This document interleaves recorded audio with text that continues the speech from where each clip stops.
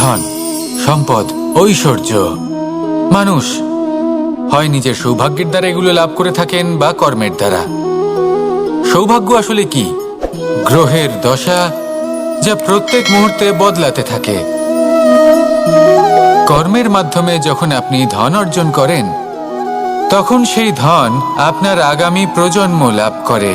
সেটা হয় সে ভোগ করে বা তার জন্য তার ভোগান্তি হয়। আর এটা নির্ভর করছে আপনার কর্মের ওপরে।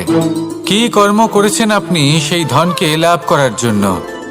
যদি আপনি সৎ পথে চলেন, নিষ্ঠা ভরে আপনি কর্ম করে থাকেন এবং তার ফলে আপনি ধন অর্জন করে থাকেন, তাহলে আপনার আগামী প্রজন্ম সেটা ভোগ করবে, সেটা প্রয়োগ করবে নিজের বিকাশের জন্য। কিন্তু যদি আপনি কুকর্ম করে থাকেন, কোনো রকম ছলনা করে থাকেন এই ধন লাভ করার জন্য, তাহলে 100% আপনার আগামী প্রজন্মকে এর জন্য ভুগতেই হবে। তাহলে আপনি কি চাইবেন? যে আপনার আগামী প্রজন্ম সুখ ভোগ করবে, নাকি আপনার কুকর্মের পরিণাম ভোগ করবে? নির্বাচন আপনারই। আসুন আমার সাথে ভালোবেসে বলুন, রাধা রাধা। লোভ আপনার অন্তরের আরো একটা শত্রু। দেখতে গেলে এটা একটা শব্দ, একটা সংস্কৃত শব্দ। লব ধাতু থেকে উৎপন্ন হয়েছে। এর অর্থ কিছু লাভ করা। কিছু লাভ করা অনুচিত নয়, আরো কিছু লাভ করাও অনুচিত নয়, কিন্তু সব থেকে বেশি আমি লাভ করব। আমি আরো চাই, আরো বেশি চাই, আরো বেশি পেতে চাই। এটাই হলো লোভ। আর এই লোভ যখন গ্রাস করে, তখন আপনি যা পেতে চান, সে ধনই হোক বা মানই হোক, তা অর্জন করার জন্য মানুষ যে কোনো স্তরে পৌঁছে যেতে পারে। যদি মানুষ ধন অর্জন করতে চান, তাহলে তার জন্য তারা অধর্মের পথেও চলতে পারেন। যদি সম্মান অর্জন করতে চান, তাহলে অন্য মানুষকে ছোটও করতে পারেন। শেষ পর্যন্ত আপনার এটা মনে হতে পারে যে যদি একটু অল্পই প্রাপ্ত করতাম, কিন্তু ভালোবেসে প্রাপ্ত করতাম, এই জীবন আরো অনেক বেশি সুখী হতো। লোভ আপনার জীবনে, আপনার মনে কখন যে প্রবেশ করবে সেটা আপনি জানতেও পারবেন না। তাই এটা চিনতে শিখুন আর তৎক্ষণাৎ জীবন থেকে বাইরে ফেলে দিন। যা কিছু লাভ করতে চান তা ভালোবেসে লাভ করুন, আর সেই ভালোবাসার সাথেই বলুন, রাধা রাধা। জীবনে ক্ষমা চাওয়া তাও কিছুটা সহজ, ক্ষমা করতে পারা অত্যন্ত কঠিন। ক্ষমা 2 অক্ষরের এই শব্দ হতে পারে, কিন্তু অত্যন্ত বড় এই শব্দ, অত্যন্ত গুরুত্বপূর্ণ এই শব্দ। কখনো কখনো অন্য কাউকে ক্ষমা করে দেওয়া তাও কিছুটা সহজ কাজ, কিন্তু নিজেকে ক্ষমা করতে পারা অত্যন্ত কঠিন হয়ে দাঁড়ায়। অতীতে যদি আমাদের এমন কোনো ভুল হয় যে কারণে আমরা নিজেকে ক্ষমা করতে পারি না, অনেক সময় এমন কিছু ভুল করে বসি যে বিষয় শুধু আমরাই জানি, কিন্তু আমরা নিজেকে ক্ষমাই করতে পারি না, আর আমাদের বিকাশ সেখানে স্তব্ধ হয়ে যায়। কারণ যদি আপনি ক্ষমা করতে না শেখেন, নিজেকে ক্ষমা যদি না করতে পারেন, তাহলে তা আপনার জীবনের সব থেকে বড় বাধা হয়ে দাঁড়াবে। সেই জন্য জীবনে অবশ্যই শিখুন যে কিভাবে নিজেকে ক্ষমা করতে হয়, আর শিখুন যে আগের করা ভুল আবার কি করে না করা যেতে পারে। এই মন হালকা হবে আর প্রসন্ন হয়ে বলবে, রাধা রাধা। এই সংসারে যখনই কোনো সমস্যা আসে, তখন আমরা আমাদের সব থেকে বড় সম্বলের কাছে আশ্রয় খুঁজি, তা হলো আমাদের বিশ্বাস। এবার প্রশ্ন হলো এটাই যে এই বিশ্বাস কার উপর করা যেতে পারে? পরিবারের ওপর, বন্ধুর ওপর, নাকি তাদের ওপর বিশ্বাস করা উচিত যাদেরকে আমরা কখনো সঙ্গ দিয়েছি? দেখুন, এই সংসারে বিপদের সম্মুখীন হলে কে আপনাকে সাহায্য করবে সেটা নির্বাচন করা আপনার হাতে নেই। সেটা সেই সকল ব্যক্তির উপর নির্ভরশীল যে তারা আপনাকে সাহায্য করবে নাকি করবে না। অর্থাৎ যখনই কোনো বিপদ আসে, সর্বপ্রথম তার সম্মুখীন আমাদের নিজেকেই হতে হয়, আর তার জন্য প্রস্তুত থাকা প্রয়োজনীয়। সেই শক্তি, সেই সাহস অর্জন করা প্রয়োজনীয়। দেখুন, যখনই অন্ধকার আসে, তখন সবার আগে কে আপনাকে ত্যাগ করে চলে যায়? আপনার নিজেরই ছায়া। এই অন্ধকারের সম্মুখীন হতে হয় অন্তরের প্রদীপের দ্বারা, অন্তরের আত্মা দ্বারা। তবেই আপনি অন্ধকারের ওপর জয়লাভ করতে পারবেন। সেই জন্য যে বিপদই আসুক না কেন, নিজেকে তার জন্য প্রস্তুত রাখা উচিত। সেই সাহস নিয়ে আসুন। এমন কোনো বিপদ নেই যা আপনাকে ভেঙে দিতে পারে। আসুন আমার সাথে ভালোবেসে বলুন, রাধা রাধা। মানুষ সবসময় চায় যে তার জীবনে যেন কখনো কোনো সমস্যাই না আসে। সে চায় তার জীবন যেন শুধুমাত্র শান্তি এবং সুখের দ্বারা পূর্ণ থাকে। কিন্তু এই চাহিদা অনুচিত কিছু নয়। আমরা সবাই এটাই চাই যে জীবনে সুখ থাক, শান্তি থাক। কিন্তু এই কথা সবসময় মনে রাখবেন, যে সূর্য উদিত হন সংসারকে প্রকাশমান করেন, দুপুরবেলায় সংসারকে রৌদ্র প্রদান করেন, সন্ধেবেলায় তাকেও অস্ত যেতে হয়। এবার আমাদের জীবন চক্র কিছুটা এরকমই। কোনো কিছুই চিরকাল একরকম থাকে না। কখনো এই নদীকে দেখুন যা বয়ে চলেছে। এই নদী যা বয়ে চলেছে তার পথেও অনেক বিপদ আসে। বড় বড় পাথরের সম্মুখীন হয়ে তাকেও সামনে এগিয়ে যেতে হয়। একটি পুকুর যা চারদিক থেকে ঘেরা, তার জীবনে কিন্তু কোনো সমস্যা নেই। কিন্তু এই সংসারে পুকুরের পুজো করা হয় না, পুজো করা হয় নদীকে। মনে রাখবেন, সমস্যার ঊর্ধ্বে তিনি উঠতে পারেন যিনি সমাধি লাভ করেছেন, যিনি এই সংসারেই নেই। যিনি এই সংসারে আছেন এবং জীবিত আছেন, তার জীবনের সমস্যা হলো শ্বাসবায়ুর মতোই গুরুত্বপূর্ণ। আসুন আমার সাথে ভালোবেসে বলুন, রাধা রাধা। আজ আমি আপনাকে একটা ছোট্ট কাহিনী শোনাবো। একবার আমি, রাধা আর দাদা, আমরা তিনজনে মিলে লুকিয়ে একটা উপবনে গেলাম আম পেড়ে খেতে। অনেক পরিশ্রম করে আমরা ওখানে পৌঁছলাম আর আমরা আশ্চর্যচকিত হয়ে গেলাম এটা দেখে যে এবার তো আম পাকেইনি। এবার দাদা কি করলেন, একটা আম পাড়লেন আর সেটা চাখলেন, আর উনি নিরাশ হয়ে পড়লেন।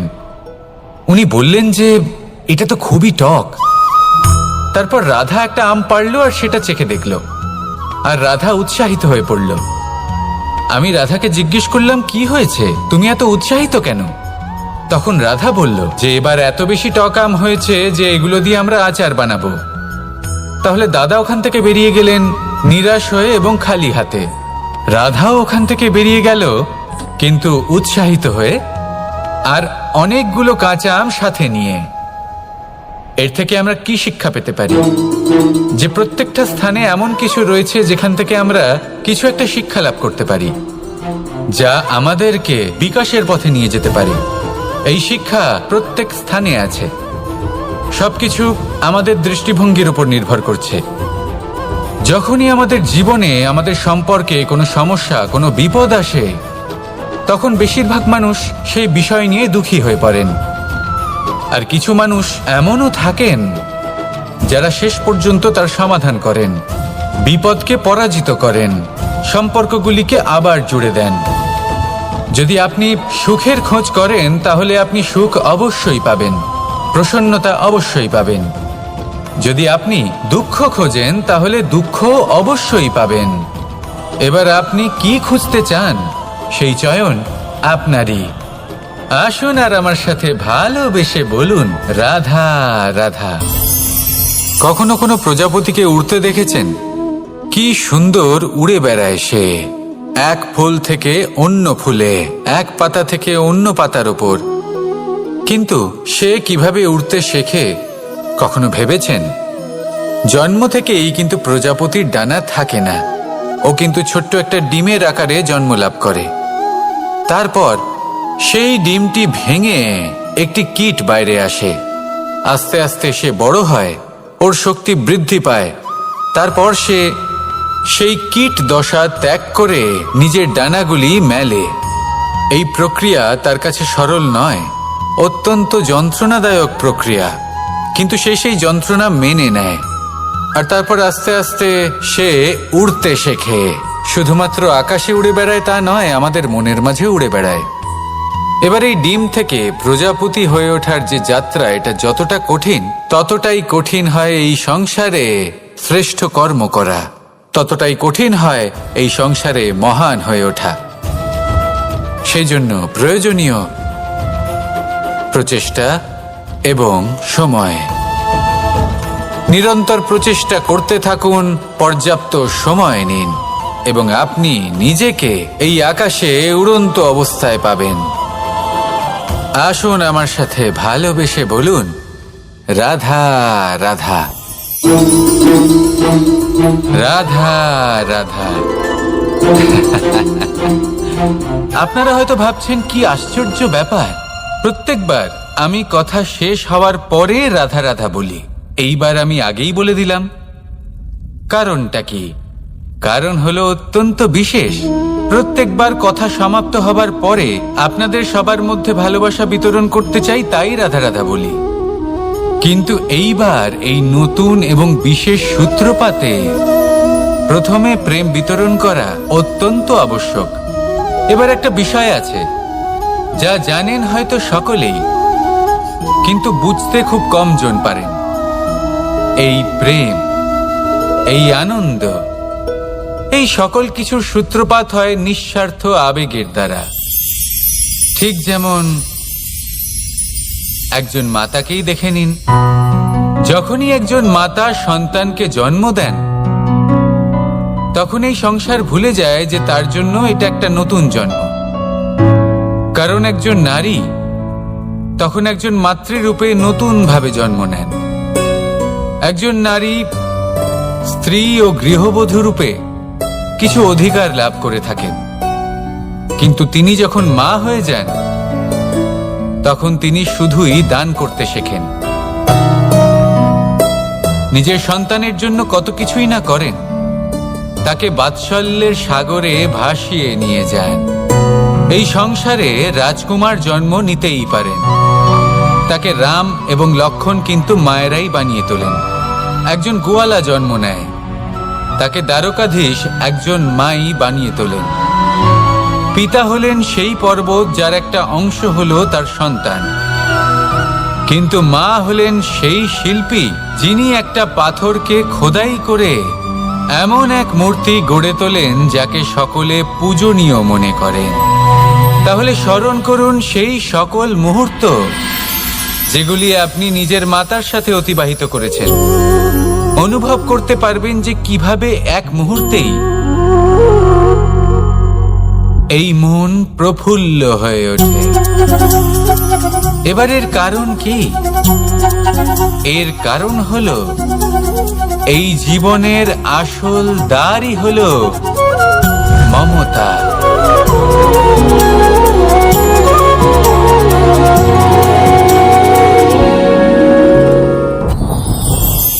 যত শক্তিশালী এই মন, তত শক্তিশালী এই শরীরও। এই যে আমাদের শরীর, এটা আসলে কি? এ হলো একটা রথের মতো। আর একটা রথ ততক্ষণ চলতে পারবে না যতক্ষণ না তাকে কোনো সারথি চালাবে। এই মন হলো শরীরের সারথি। এবার ভাবুন, যদি এই সারথি শক্তিহীন হয়, দুর্বল হয়, তাহলে এই রথের কি হবে? এটা উচিত পথে চলতে পারবে না, উচিত গতিতে চলতে পারবে না, মন মতো স্থানে এটা পৌঁছতেও পারবে না। সেই জন্য মনের শক্তি অত্যন্ত প্রয়োজনীয়। এবার মনের শক্তি আমরা কোথা থেকে লাভ করি? দৃঢ়তার শক্তি থেকে। এবার এই শক্তি আমরা কিভাবে বাড়াতে পারি? আমরা প্রতিদিন কিছু নতুন স্থির করি, কিছু ছোট কিছু বড়। আর যেই আমরা নতুন কিছু পূর্ণ করি, আমাদের মনের শক্তি বেড়ে যায়। আর যদি পূর্ণ না করতে পারি, মনের শক্তি কমে যায়। একটা দেওয়ালের মতো ছোট ছোট ছোট ছোট শিলা আমরা একটার পর একটা স্থাপন করে একটা দেওয়াল তৈরি করি। এতগুলো পাথর যখন একত্রিত হয়ে যায়, তখন এমন এক দেওয়াল তৈরি হয় যাকে ভাঙা প্রায় অসম্ভব হয়ে দাঁড়ায়। সেরকমই হয় মন এবং দৃঢ়তা। ছোট ছোট কাজ করে নিজের লক্ষ্য পূর্ণ করুন। এই লক্ষ্য যদি পূর্ণ হয়, তবে মনের শক্তি বাড়বে। কিছুটা এইভাবে যে যত বড়ই বিপদ আসুক না কেন, সেই বিপদ নিজে হার মেনে নেবে, কিন্তু আপনার মন ততটাই শক্তিশালী থাকবে। তাই মনের শক্তি বাড়াতে থাকুন, যাতে আপনি উচিত পথে চলতে পারেন, উচিত গতিতে চলেন আর মনোবাঞ্ছিত স্থানে পৌঁছতে পারেন। তবেই এই মন প্রসন্ন হয়ে বলবে, রাধা রাধা। আমি রাধাকে ভালোবাসি। আর এই কথাটা সমগ্র সংসার জানে। আর সময় অন্তরে লীলার দ্বারা, বিভিন্ন ঘটনা দ্বারা, কর্মের দ্বারা আমি নিজের এই ভালোবাসা রাধার সামনে প্রকাশ করি। এবার আপনি বলবেন, এসবের কি প্রয়োজন? রাধা কি এই কথা জানে না যে কৃষ্ণ তাকে কতটা ভালোবাসে? অবশ্যই জানে, কিন্তু এই যে ভালোবাসা, তা মনে রেখে দেওয়ার জন্য নয়, তা প্রকাশ করার জন্য। আর বারংবার এই ভালোবাসাকে প্রকাশ করা উচিত, উচিত সময় এবং উচিত সুযোগ দেখে। কিরকম? এবার যদি আপনি প্রেমীর সাথে কোনো উৎসবে থাকেন, তাহলে তার সাথে নৃত্য সঙ্গীত করুন। যদি ভিড়ের মাঝে থাকেন, তখন প্রেমীকে সম্মান করুন, একান্তে প্রসাধন করুন। দুঃখের সময় তার হাত ধরে থাকুন, সুখের সময় আলিঙ্গন করে রাখুন। এই প্রেম যত প্রকাশ করবেন, ততই এই প্রেমের বৃদ্ধি হবে। এই প্রেম আরো বেশি গভীর হবে, অটুট হবে। তাই এই প্রেমকে মনে নয়, আপনার জীবনে স্থান দিন। মন খুলে প্রকাশ করুন আর আমার সাথে ভালোবেসে বলুন, রাধা রাধা। মুঠো হাতের শক্তি বেশি, মুঠো খুললেই তা দুর্বল। তা এমন কি থাকা উচিত এই বন্ধ মুঠোয় যা লাখের সমান? মানসিকতা এবং স্বপ্ন।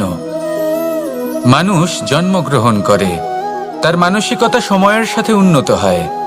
মানসিকতা অনুযায়ী সে স্বপ্ন দেখে, আর সেই স্বপ্ন সার্থক করতে সে পরিশ্রম করতে থাকে।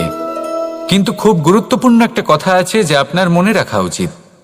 আপনার এই মানসিকতা, আপনার এই স্বপ্ন, তা যেন আপনার নিয়ন্ত্রণে থাকে। আপনার বন্ধ মুঠোয় যেন এর লাগাম থাকে, আপনি যেন এর প্রভু হন। যদি তা হয়, তবেই আপনি লাভবান হবেন। যদি এরা আপনাকে নিয়ন্ত্রণ করতে থাকে, যদি আপনার মুঠো খুলে যায়, না পথ আপনার নিয়ন্ত্রণে থাকবে, না মানসিকতা থাকবে, না স্বপ্ন নিয়ন্ত্রণে থাকবে। আর যদি তাই হয়, তাহলে আপনি আপনার ভবিষ্যৎ নষ্ট করে ফেলবেন। তাই নিয়ন্ত্রণ করতে শিখুন নিজের বিচার বুদ্ধি, নিজের মানসিকতা, নিজের স্বপ্নকে। নিজের এই স্বপ্ন পূরণ করুন আর আমার সাথে ভালোবেসে বলুন, রাধা রাধা। আমার কাছে যশোদা মা যেমন, আমার কাছে দেবকী মা যেমন, আমার কাছে ঠিক তেমনই হলেন গোমাতা। এবার ভেবে দেখার বিষয় হলো এটা যে এই সংসারে অসংখ্য প্রাণী আছে। একজন গাইকে একজন মায়ের মর্যাদা কেন দেওয়া হয়? তাহলে এর অনেকগুলো কারণ আছে। এই গাই অর্থাৎ গোমাতা, এনারা হলেন অত্যন্ত শান্ত, শান্তি প্রিয়, কখনো কারোর কোনো ক্ষতি করতেই পারেন না। গোমাতা যে দুধ নিজের বাছুরকে পান করান, সেই দুধই আমাদেরও দেন। সেই দুধ পান করে আমরা শক্তি লাভ করি। এই দুধ থেকে আমরা মাখন, ঘি, পায়েস, এইসব সুস্বাদু খাবার লাভ করি। গোমাতার গোবর আমাদের জ্বালানি হিসেবে সাহায্য করে, যার ফলে খুব কম সংখ্যক কাঠ ব্যবহার করা যায় এবং বেশিরভাগ জঙ্গল সুরক্ষিত থাকে। গোমাতার গোমূত্র, সেটাও আমাদের কাছে লাভজনক। এর দ্বারা আমরা অনেক রোগ থেকে মুক্তি লাভ করতে পারি। গোমাতা যখন একটি বাছুরকে জন্ম দেন, তখন সেই বড় হয়ে আমাদের ক্ষেত কর্ষণ করে। সেই জন্য গাইকেও জীবনে মায়ের মর্যাদা দেবেন। যতটা সম্ভব তাকে সেবা করুন এবং ভালোবেসে তাকে পালন করুন। এই মন নিজে থেকেই প্রসন্ন হয়ে বলবে, রাধা রাধা। কনক, কি সুন্দর একটা শব্দ। এর অনেকগুলো রূপ রয়েছে, অনেকগুলো অর্থও রয়েছে।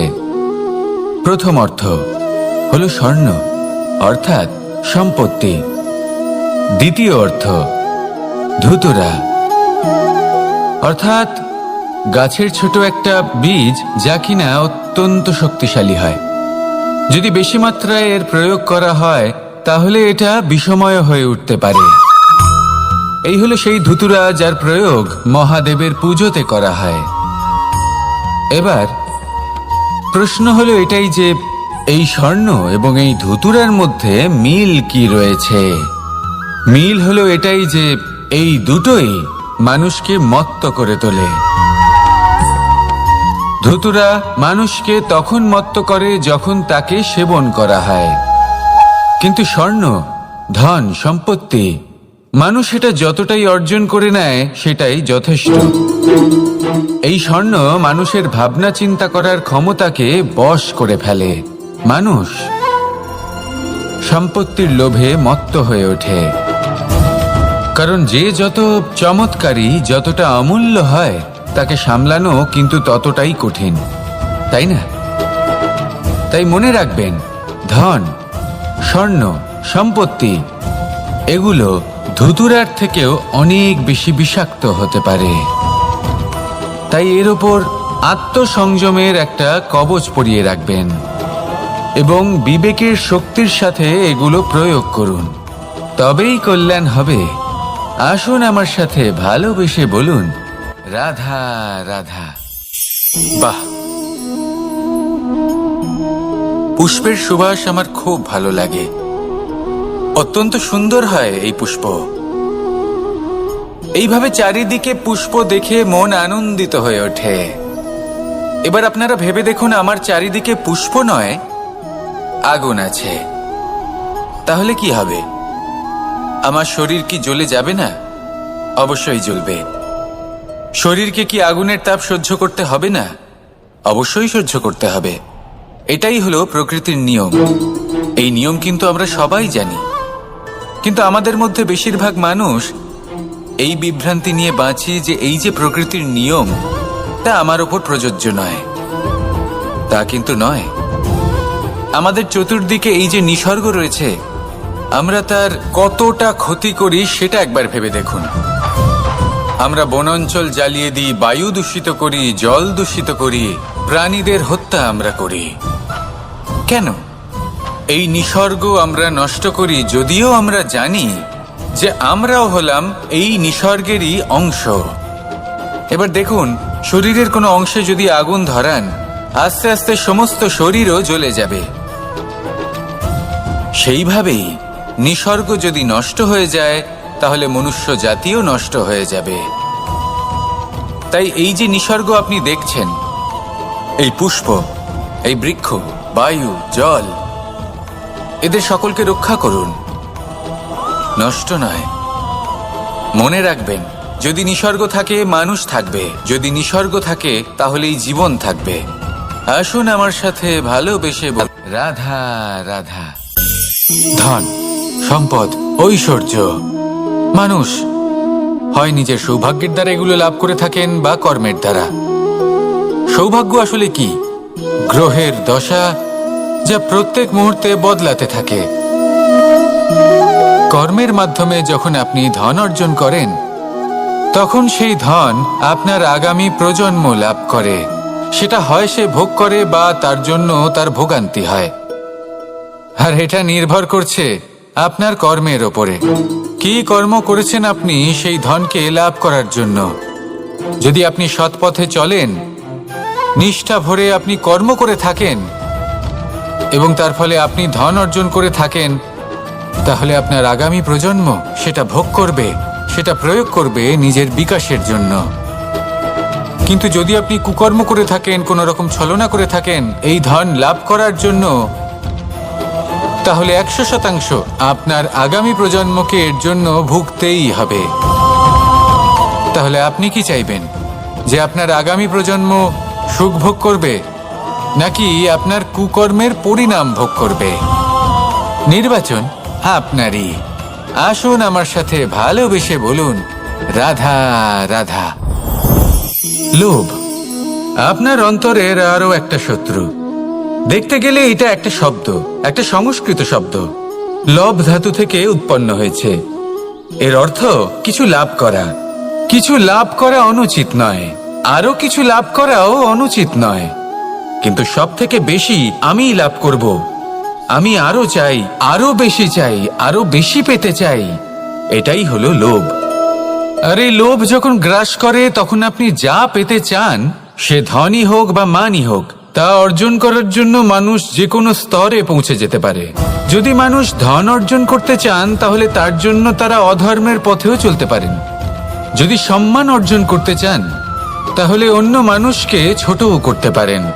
শেষ পর্যন্ত আপনার এটা মনে হতে পারে যে যদি একটু অল্পই প্রাপ্ত করতাম, কিন্তু ভালোবেসে প্রাপ্ত করতাম, এই জীবন আরো অনেক বেশি সুখী হতো। লোভ আপনার জীবনে, আপনার মনে কখন যে প্রবেশ করবে সেটা আপনি জানতেও পারবেন না। তাই এটা চিনতে শিখুন আর তৎক্ষণাৎ জীবন থেকে বাইরে ফেলে দিন। যা কিছু লাভ করতে চান তা ভালোবেসে লাভ করুন, আর সেই ভালোবাসার সাথেই বলুন রাধা রাধা। জীবনে ক্ষমা চাওয়া তাও কিছুটা সহজ, ক্ষমা করতে পারা অত্যন্ত কঠিন। ক্ষমা 2 অক্ষরের এই শব্দ হতে পারে, কিন্তু অত্যন্ত বড় এই শব্দ, অত্যন্ত গুরুত্বপূর্ণ এই শব্দ। কখনো কখনো অন্য কাউকে ক্ষমা করে দেওয়া তাও কিছুটা সহজ কাজ, কিন্তু নিজেকে ক্ষমা করতে পারা অত্যন্ত কঠিন হয়ে দাঁড়ায়। অতীতে যদি আমাদের এমন কোনো ভুল হয় যে কারণে আমরা নিজেকে ক্ষমা করতে পারি না, অনেক সময় এমন কিছু ভুল করে বসি যে বিষয় শুধু আমরাই জানি, কিন্তু আমরা নিজেকে ক্ষমাই করতে পারি না, আর আমাদের বিকাশ সেখানে স্তব্ধ হয়ে যায়। কারণ যদি আপনি ক্ষমা করতে না শেখেন, নিজেকে ক্ষমা যদি না করতে পারেন, তাহলে তা আপনার জীবনের সবথেকে বড় বাধা হয়ে দাঁড়াবে। সেই জন্য জীবনে অবশ্যই শিখুন যে কিভাবে নিজেকে ক্ষমা করতে হয়, আর শিখুন যে আগের করা ভুল আবার কি করে না করা যেতে পারে। এই মন হালকা হবে আর প্রসন্ন হয়ে বলবে রাধা রাধা। এই সংসারে যখনই কোনো সমস্যা আসে, তখন আমরা আমাদের সব থেকে বড় সম্বলের কাছে আশ্রয় খুঁজি, তা হলো আমাদের বিশ্বাস। এবার প্রশ্ন হলো এটাই যে এই বিশ্বাস কার উপর করা যেতে পারে? পরিবারের ওপর, বন্ধুর ওপর, নাকি তাদের ওপর বিশ্বাস করা উচিত যাদেরকে আমরা কখনো সঙ্গ দিয়েছি? দেখুন, এই সংসারে বিপদের সম্মুখীন হলে কে আপনাকে সাহায্য করবে সেটা নির্বাচন করা আপনার হাতে নেই। সেটা সেই সকল ব্যক্তির উপর নির্ভরশীল যে তারা আপনাকে সাহায্য করবে নাকি করবে না। অর্থাৎ যখনই কোনো বিপদ আসে, সর্বপ্রথম তার সম্মুখীন আমাদের নিজেকেই হতে হয়, আর তার জন্য প্রস্তুত থাকা প্রয়োজনীয়। সেই শক্তি, সেই সাহস অর্জন করা প্রয়োজনীয়। দেখুন, যখনই অন্ধকার আসে তখন সবার আগে কে আপনাকে ত্যাগ করে চলে যায়? আপনার নিজেরই ছায়া। এই অন্ধকারের সম্মুখীন হতে হয় অন্তরের প্রদীপের দ্বারা, অন্তরের আত্মা দ্বারা। তবেই আপনি অন্ধকারের ওপর জয়লাভ করতে পারবেন।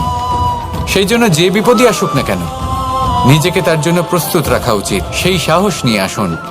এমন কোনো বিপদ নেই যা আপনাকে ভেঙে দিতে পারে। আসুন আমার সাথে ভালোবেসে বলুন রাধা রাধা। মানুষ সবসময় চায় যে তার জীবনে যেন কখনো কোনো সমস্যাই না আসে। সে চায় তার জীবন যেন শুধুমাত্র শান্তি এবং সুখের দ্বারা পূর্ণ থাকে। কিন্তু এই চাহিদা অনুচিত কিছু নয়। আমরা সবাই এটাই চাই যে জীবনে সুখ থাক, শান্তি থাক। কিন্তু এই কথা সবসময় মনে রাখবেন, যে সূর্য উদিত হন সংসারকে প্রকাশমান করেন, দুপুরবেলায় সংসারকে রৌদ্র প্রদান করেন, সন্ধেবেলায় তাকেও অস্ত যেতে হয়।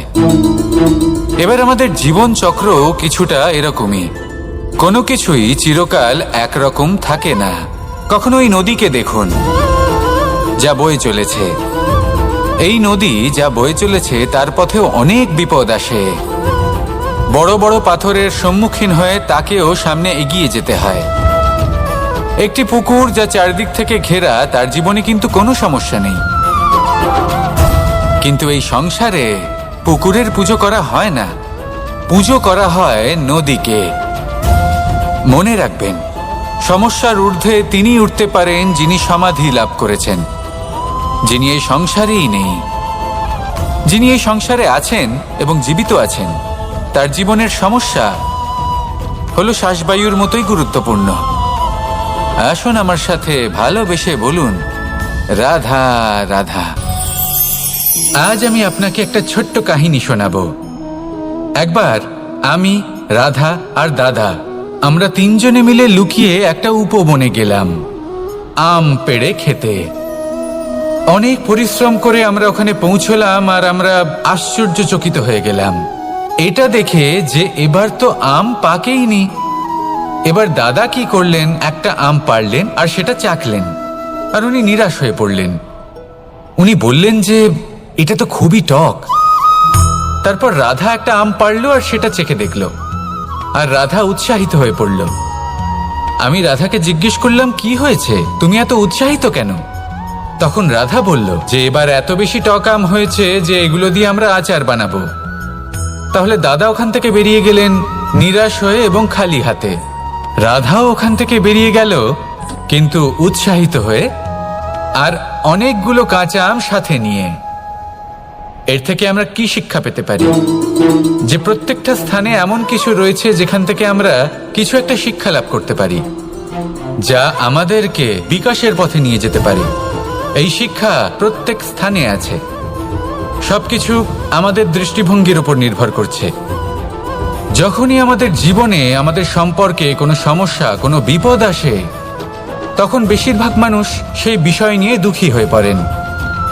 আর কিছু মানুষ এমনও থাকেন যারা শেষ পর্যন্ত তার সমাধান করেন, বিপদকে পরাজিত করেন, সম্পর্কগুলিকে আবার জুড়ে দেন। যদি আপনি সুখের খোঁজ করেন তাহলে আপনি সুখ অবশ্যই পাবেন, প্রসন্নতা অবশ্যই পাবেন। যদি আপনি দুঃখ খোঁজেন তাহলে দুঃখ অবশ্যই পাবেন। এবার আপনি কি খুঁজতে চান সেই চয়ন আপনারই। আসুন আর আমার সাথে ভালোবেসে বলুন, রাধা রাধা। কখনো কোনো প্রজাপতিকে উড়তে দেখেছেন?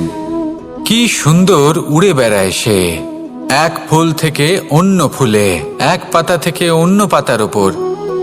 কিন্তু সে কিভাবে উড়তে শেখে কখনো ভেবেছেন? জন্ম থেকেই কিন্তু প্রজাপতির ডানা থাকে না। ও কিন্তু ছোট্ট একটা ডিমের আকারে জন্ম লাভ করে। তারপর সেই ডিমটি ভেঙে একটি কীট বাইরে আসে। আস্তে আস্তে সে বড় হয়, ওর শক্তি বৃদ্ধি পায়। তারপর সে সেই কীট দশা ত্যাগ করে নিজের ডানাগুলি মেলে। এই প্রক্রিয়া তার কাছে সরল নয়, অত্যন্ত যন্ত্রণাদায়ক প্রক্রিয়া, কিন্তু সে সেই যন্ত্রণা মেনে নেয়। আর তারপর আস্তে আস্তে সে উড়তে শেখে। শুধুমাত্র আকাশে উড়ে বেড়ায় তা নয়, আমাদের মনের মাঝে উড়ে বেড়ায়। এবার এই ডিম থেকে প্রজাপতি হয়ে ওঠার যে যাত্রা, এটা যতটা কঠিন, ততটাই কঠিন হয় এই সংসারে শ্রেষ্ঠ কর্ম করা, ততটাই কঠিন হয় এই সংসারে মহান হয়ে ওঠা। সেই জন্য প্রয়োজনীয় প্রচেষ্টা এবং সময়। নিরন্তর প্রচেষ্টা করতে থাকুন, পর্যাপ্ত সময় নিন, এবং আপনি নিজেকে এই আকাশে উড়ন্ত অবস্থায় পাবেন। আসুন আমার সাথে ভালোবেসে বলুন, রাধা রাধা রাধা রাধা। আপনারা হয়তো ভাবছেন কি আশ্চর্য ব্যাপার, প্রত্যেকবার আমি কথা শেষ হওয়ার পরে রাধা রাধা বলি। এইবার আমি আগেই বলে দিলাম। কারণটা কি? কারণ হলো অত্যন্ত বিশেষ। প্রত্যেকবার কথা সমাপ্ত হবার পরে আপনাদের সবার মধ্যে ভালোবাসা বিতরণ করতে চাই, তাই রাধা রাধা বলি। কিন্তু এইবার এই নতুন এবং বিশেষ সূত্রপাতে প্রথমে প্রেম বিতরণ করা অত্যন্ত আবশ্যক। এবার একটা বিষয় আছে যা জানেন হয়তো সকলেই, কিন্তু বুঝতে খুব কম জন পারেন। এই প্রেম, এই আনন্দ, এই সকল কিছুর সূত্রপাত হয় নিঃস্বার্থ আবেগের দ্বারা। ঠিক যেমন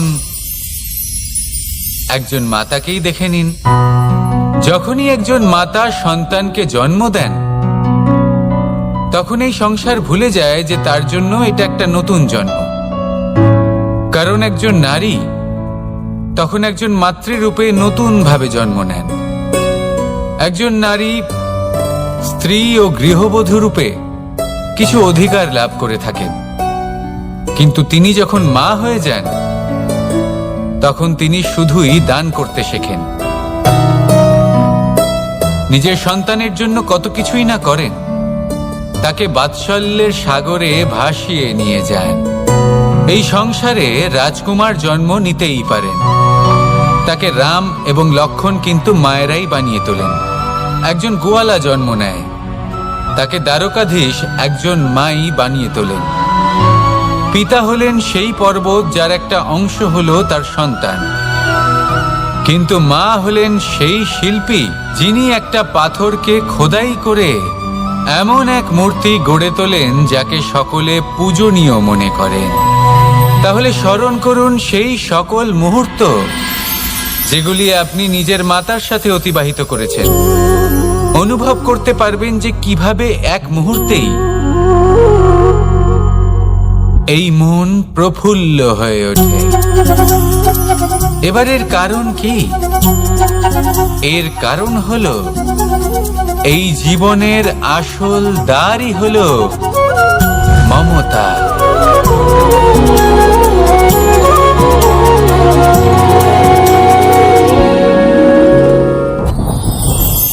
যত শক্তিশালী এই মন, তত শক্তিশালী এই শরীরও। এই যে আমাদের শরীর, এটা আসলে কি? এ হলো একটা রথের মতো। আর একটা রথ ততক্ষণ চলতে পারবে না যতক্ষণ না তাকে কোনো সারথি চালাবে। এই মন হলো শরীরের সারথি। এবার ভাবুন, যদি এই সারথি শক্তিহীন হয়, দুর্বল হয়, তাহলে এই রথের কি হবে? এটা উচিত পথে চলতে পারবে না, উচিত গতিতে চলতে পারবে না, মন মতো স্থানে এটা পৌঁছতেও পারবে না। সেই জন্য মনের শক্তি অত্যন্ত প্রয়োজনীয়। এবার মনের শক্তি আমরা কোথা থেকে লাভ করি? দৃঢ়তার শক্তি থেকে। এবার এই শক্তি আমরা কিভাবে বাড়াতে পারি? আমরা প্রতিদিন কিছু নতুন স্থির করি, কিছু ছোট কিছু বড়। আর যেই আমরা নতুন কিছু পূর্ণ করি, আমাদের মনের শক্তি বেড়ে যায়। আর যদি পূর্ণ না করতে পারি, মনের শক্তি কমে যায়। একটা দেওয়ালের মতো ছোট ছোট ছোট ছোট শিলা আমরা একটার পর একটা স্থাপন করে একটা দেওয়াল তৈরি করি। এতগুলো পাথর যখন একত্রিত হয়ে যায়, তখন এমন এক দেওয়াল তৈরি হয় যাকে ভাঙা প্রায় অসম্ভব হয়ে দাঁড়ায়। সেরকমই হয় মন এবং দৃঢ়তা। ছোট ছোট কাজ করে নিজের লক্ষ্য পূর্ণ করুন। এই লক্ষ্য যদি পূর্ণ হয়, তবে মনের শক্তি বাড়বে। কিছুটা এইভাবে যে যত বড়ই বিপদ আসুক না কেন, সেই বিপদ নিজে হার মেনে নেবে, কিন্তু আপনার মন ততটাই শক্তিশালী থাকবে। তাই মনের শক্তি বাড়াতে থাকুন, যাতে আপনি উচিত পথে চলতে পারেন, উচিত গতিতে চলেন আর মনোবাঞ্ছিত স্থানে পৌঁছতে পারেন। তবেই এই মন প্রসন্ন হয়ে বলবে, রাধা রাধা। আমি রাধাকে ভালোবাসি। আর এই কথাটা সমগ্র সংসার জানে। আর সময় অন্তরে লীলার দ্বারা, বিভিন্ন ঘটনা দ্বারা, কর্মের দ্বারা আমি নিজের এই ভালোবাসা রাধার সামনে প্রকাশ করি। এবার আপনি বলবেন, এসবের কি প্রয়োজন? রাধা কি এই কথা জানে না যে কৃষ্ণ তাকে কতটা ভালোবাসে? অবশ্যই জানে। কিন্তু এই যে ভালোবাসা, তা মনে রেখে দেওয়ার জন্য নয়, তা প্রকাশ করার জন্য। আর বারংবার এই ভালোবাসাকে প্রকাশ করা উচিত, উচিত সময় এবং উচিত সুযোগ দেখে। কিরকম? এবার যদি আপনি প্রেমীর সাথে কোনো উৎসবে থাকেন, তাহলে তার সাথে নৃত্য সঙ্গীত করুন। যদি ভিড়ের মাঝে থাকেন, তখন প্রেমীকে সম্মান করুন, একান্তে প্রসাধন করুন। দুঃখের সময় তার হাত ধরে থাকুন, সুখের সময় আলিঙ্গন করে রাখুন। এই প্রেম যত প্রকাশ করবেন, ততই এই প্রেমের বৃদ্ধি হবে। এই প্রেম আরো বেশি গভীর হবে, অটুট হবে। তাই এই প্রেমকে মনে নয়, আপনার জীবনে স্থান দিন। মন খুলে প্রকাশ করুন আর আমার সাথে ভালোবেসে বলুন, রাধা রাধা। মুঠো হাতের শক্তি বেশি, মুঠো খুললেই তা দুর্বল। তা এমন কি থাকা উচিত এই বন্ধ মুঠোয় যা লাখের সমান? মানসিকতা এবং স্বপ্ন। মানুষ জন্মগ্রহণ করে, তার মানসিকতা সময়ের সাথে উন্নত হয়। মানসিকতা অনুযায়ী সে স্বপ্ন দেখে, আর সেই স্বপ্ন সার্থক করতে সে পরিশ্রম করতে থাকে। কিন্তু খুব গুরুত্বপূর্ণ একটা কথা আছে যা আপনার মনে রাখা উচিত। আপনার এই মানসিকতা, আপনার এই স্বপ্ন, তা যেন আপনার নিয়ন্ত্রণে থাকে। আপনার বন্ধ মুঠোয় যেন এর লাগাম থাকে, আপনি যেন এর প্রভু হন। যদি তা হয়, তবেই আপনি লাভবান হবেন। যদি এরা আপনাকে নিয়ন্ত্রণ করতে থাকে, যদি আপনার মুঠো খুলে যায়, না পথ আপনার নিয়ন্ত্রণে থাকবে, না মানসিকতা থাকবে, না স্বপ্ন নিয়ন্ত্রণে থাকবে। আর যদি তাই হয় তাহলে আপনি আপনার ভবিষ্যৎ নষ্ট করে ফেলবেন। তাই নিয়ন্ত্রণ করতে শিখুন নিজের বিচার বুদ্ধি, নিজের মানসিকতা, নিজের স্বপ্নকে। নিজের এই স্বপ্ন পূরণ করুন আর আমার সাথে ভালোবেসে বলুন রাধে।